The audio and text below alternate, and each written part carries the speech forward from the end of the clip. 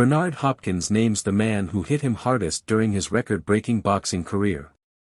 Bernard Hopkins had nearly 70 professional fights during his memorable boxing career. After losing his professional debut back in 1988, Hopkins went on to have plenty of success inside the ring, competing for nearly 30 years up until he was 51. He holds the record as the oldest world champion in boxing history when he still held light heavyweight honors at the age of 49, and was only stopped once in his entire professional career. That came at the hands of Joe Smith Jr. in December 2016 when Hopkins had his final fight, having also not competed for over 2 years prior to that. The boxing great was knocked out of the ring by a punch, and unable to return by the end of the count, handing Smith Jr. the win.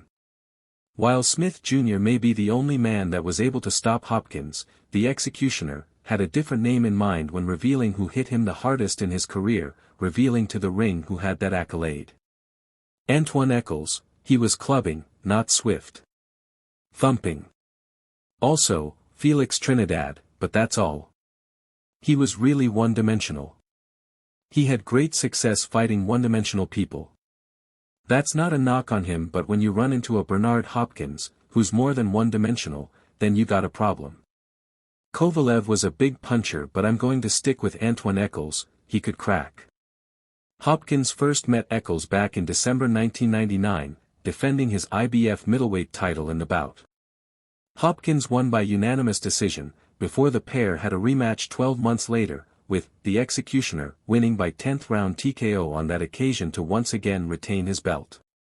Eccles won 32 fights in his career, 28 of them by knockout.